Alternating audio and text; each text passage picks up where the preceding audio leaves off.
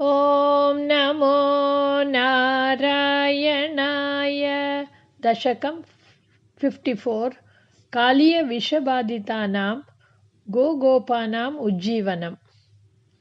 त्वत्सेवोत्कसौभरिर्नाम पूर्वं काळिन्द्यन्तर्द्वादशाब्दं तपस्यन् मीनव्राते स्नेहवान् भोगलोले तार्क्ष्यं साक्षात् ऐक्षताग्रेः कदाचित् त्वद्वाहं तं सक्षुदं तृक्षसूनुं मीनं कञ्चित् जक्षतं लक्षयन् सः तप्तश्चित्ते शाप्तवानत्र चेत्त्वं जन्तून् भोक्ता जीवितं चापि मोक्ता।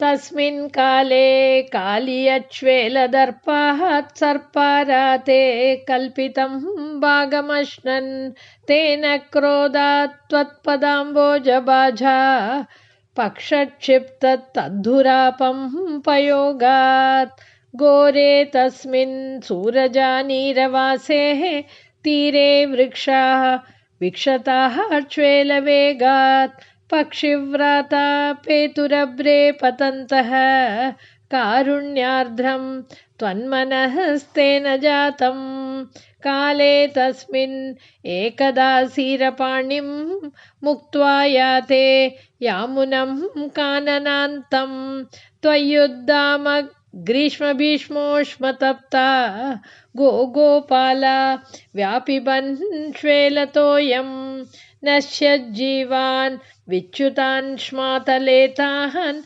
विश्वान् पश्यन् अच्युतत्वं दयार्द्रः प्राप्योपान्तं जीवयामासि तद्राक् पीयूषाम्बो वर्षिभिः श्रीकटाक्षैः किं जातो हर्षवर्षातिरेकः सर्वाङ्गेष्वित्युत्थिताः गोपसङ्गाः दृष्ट्वाग्रे त्वां त्वत्कृतं तद्विदन्तः त्वामालिङ्गन् दृष्टनानाः प्रभावाः गावश्चैवं लब्धजीवाक्षणेन स्फीतानन्दा त्वाञ्च दृष्ट्वा पुरस्तात् द्रागाववृः सर्वतो हर्षबाष्पं व्यामुञ्चन्त्यो मन्दमुद्यन्निनादाः रोमाञ्चोऽयं सर्वतो न शरीरे